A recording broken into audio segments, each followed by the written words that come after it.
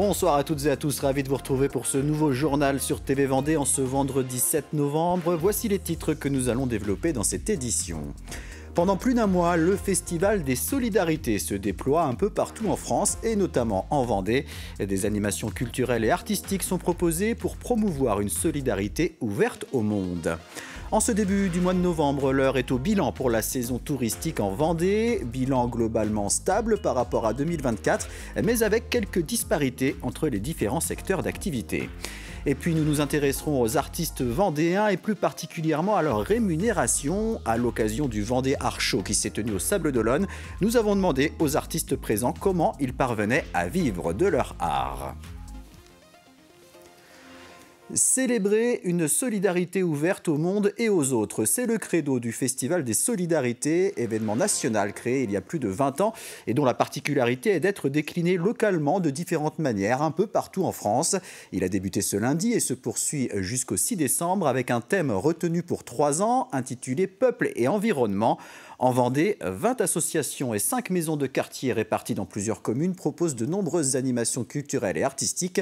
C'est le cas par exemple à La Roche-sur-Yon où les organisateurs souhaitent croiser les publics et rendre la culture accessible à tous.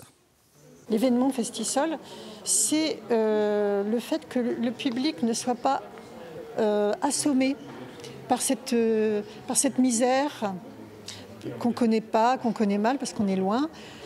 Et que, au contraire, il y a des gens qui sont en action, il y a une vitalité ici, parce que là, on organise une solidarité, et là-bas aussi. Parce que si on regarde ces photos, ils ont le sourire. C'est ça que j'aimerais, moi. C'est qu'ils repèrent qu'il y a une vitalité qui peut exister, une espèce d'espoir, d'espérance, de joie, d'être dans l'action. La solidarité et le lien social est un point important dans une ville, qu'une ville qui n'a pas conscience de la solidarité qu'elle peut mettre en place et du lien social qu'elle peut créer avec ses habitants, c'est dommage. Et nous, on est dans cette dynamique-là, vraiment, de créer du lien social, de créer du dialogue interculturel et de créer de la solidarité entre tous les habitants. Plus de 30 millions de nuitées enregistrées entre le 1er avril et le 30 octobre, tout mode d'hébergement confondu. C'est l'un des chiffres à retenir du bilan de la saison touristique 2025 en Vendée. Un bilan assez proche de celui de la saison 2024 quand on le regarde dans sa globalité. Mais dans le détail, on remarque des disparités. Les secteurs de l'hébergement et de la restauration tirent leur épingle du jeu. Mais c'est un peu plus compliqué du côté des sites de visite et des activités de loisirs. Cela s'explique en partie par une gestion du budget un peu plus stricte de la part des touristes. Plus d'explications avec Élise Blanchard. Le soleil, la mer, les marchés d'été. En Vendée, la saison touristique a une nouvelle fois tenu ses promesses. Pourtant, derrière cette stabilité apparente, les comportements évoluent.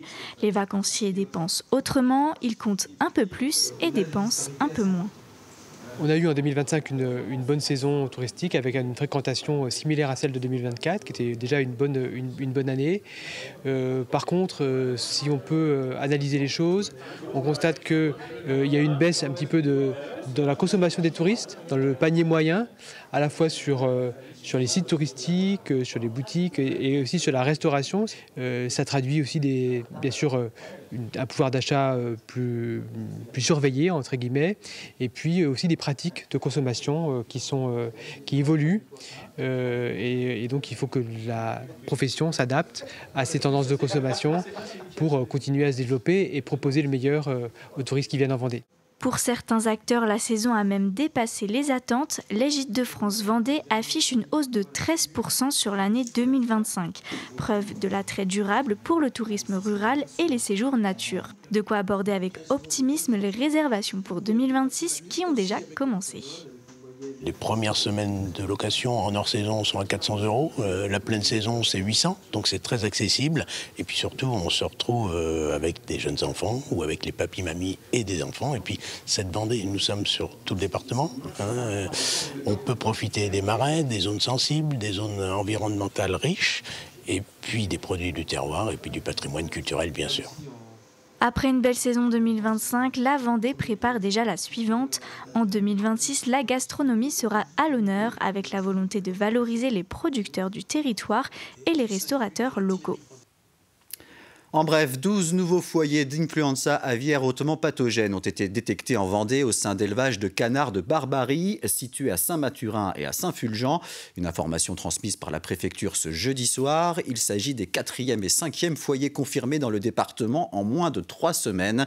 Des mesures de protection ont été mises en place autour des sites concernés. Et pour rappel, la maladie est hautement mortelle pour les volailles, mais le risque de transmission à l'homme est en revanche très faible. Gel des pensions et des minima sociaux, suppression de l'abattement fiscal de 10% ou encore durcissement des franchises médicales, voici quelques exemples des motifs d'inquiétude des retraités. Une mobilisation nationale était organisée ce jeudi à l'appel de plusieurs syndicats et associations. À La Roche-sur-Yon, une centaine de manifestants se sont rassemblés et ont déposé symboliquement des cadeaux devant la préfecture. Les syndicats de retraités dénoncent plus largement la politique d'austérité du gouvernement. Il faut quand même savoir que les retraités sont des citoyens qui ne sont pas des inactifs. Au contraire, on les voit comme maires, on les voit dans les associations, on les voit pour garder leurs petits-enfants et voire même leurs parents. Donc les retraités, ce sont des citoyens à part entière et très actifs. Donc on ne peut pas supporter cette stigmatisation volontaire de la part du gouvernement. C'est non, non et non. À la suite d'une campagne odieuse contre les personnes à la retraite, voire même plus globalement les personnes âgées, nous constatons que les offensives contre nous, contre les retraites, contre le système de santé, sur l'imposition qui nous est contrainte, redoublent. Par conséquent, nous allons de nouveau demander une entrevue, mais avec une particularité, c'est que nous ne nous assiérons pas. Nous avons le sentiment qu'il n'y a quasiment plus aucun espace de discussion et que tout est passage en force de la part de l'État, en tout cas de ses représentants. C'est une première pour le réseau de transport Gilobus à Saint-Gilles-Croix-de-Vie. Un bus 100% électrique est mis en service à titre expérimental pour une durée de 15 jours au départ de la gare SNCF. Ce nouveau transport en commun peut accueillir 52 passagers. Il est accessible aux personnes à mobilité réduite et dispose d'une autonomie de 300 km. La ville souhaite tester son efficacité sur le réseau pour une possible utilisation à l'année. Exploité par la société Non-Balai, le coût de ce type de bus est loin d'être négligeable pour l'entreprise, puisqu'il se situe entre 300 000 et 400 000 euros. Aujourd'hui, la technologie électrique, alors sur les voitures, vous le voyez, elle se démocratise et il y a de plus en plus de véhicules électriques. Sur les poids lourds, les autocars, les autobus et les camions, ça commence à se démocratiser. Et du coup, la techno, elle se met en place et elle coûte cher. Donc il y a forcément une période d'amortissement du développement de la technologie. Et les packs batteries évoluent constamment. Aujourd'hui, on arrive à des autonomies de 300 km que ce petit véhicule-là. Et il y a 4-5 ans, c'était encore tout juste une centaine de kilomètres. L'été, les gens vont forcément vers ces bus-là, mais l'hiver, est-ce que le fait de tester un bus électrique va sensibiliser les gens? Est-ce qu'ils vont être intéressés? Est-ce qu'ils vont être demandeurs? Est-ce que ça va fonctionner? Voilà, c'est toutes ces questions qu'on s'est posées. Et ça va vraiment dans ce plan climat, parce que l'idée du plan climat, c'est comment utiliser les déplacements doux, les énergies décarbonées, comment faire en sorte que les gens laissent un peu la voiture. Donc là, on est vraiment en plein dedans.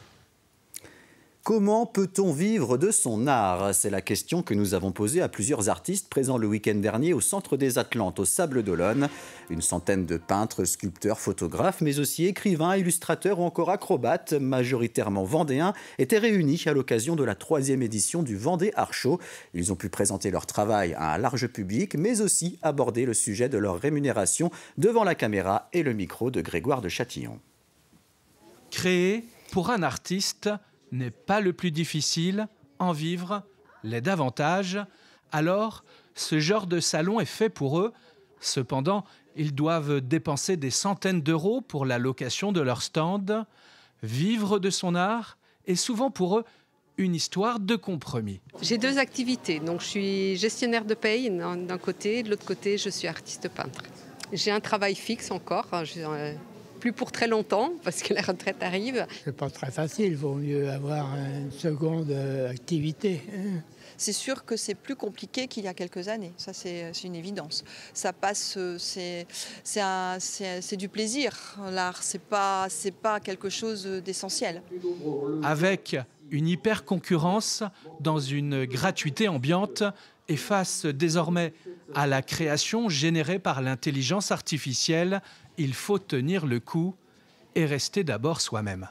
Autant vous allez proposer de l'art, mais si vous n'avez pas mis votre âme dedans, vous n'aurez pas la possibilité en fait de le vendre. Ça sera différent, je veux dire. Mais moi, j'ai des tableaux qui sont partis cette année aux États-Unis. Il y en a un qui est parti en Floride. Il y en a d'autres qui sont sur Toulouse, qui sont sur Bordeaux, sur Paris, sur la Normandie. Se dégager des revenus corrects avec ses créations, il y a-t-il seulement une recette? Et il faut déjà aimer énormément ce qu'on fait. Déjà se lever le matin, d'avoir envie de peindre, envie de créer. Et à partir de là, ça va bien. Cette année, ça a été une année pas trop mauvaise, un petit peu moins bonne que l'année dernière, mais je vis de mon art depuis déjà 26 ans. Le talent ne suffit pas, il faut souvent du courage pour être un artiste professionnel et surtout être sincère. À la veille d'un week-end qui pour certains d'entre vous se prolongera jusqu'à mardi, on fait le point sur votre météo. Ce samedi, le ciel sera couvert et bien gris avec des températures allant de 9 à 15 degrés. Dimanche, des nuages encore, mais un temps plus ensoleillé. Il fera 7 degrés le matin, 15 l'après-midi. La pluie fera son retour lundi et devrait persister dans la journée de mardi. Prévoyez donc bottes et vestes de pluie si vous avez prévu de longues balades durant ce week-end prolongé. C'est la fin de cette édition. Prochain rendez-vous d'actu sur TV Vendée ce samedi avec l'hebdo qui revient sur l'essentiel de l'actualité de la semaine. Je vous souhaite de passer une excellente soirée et un très bon week-end.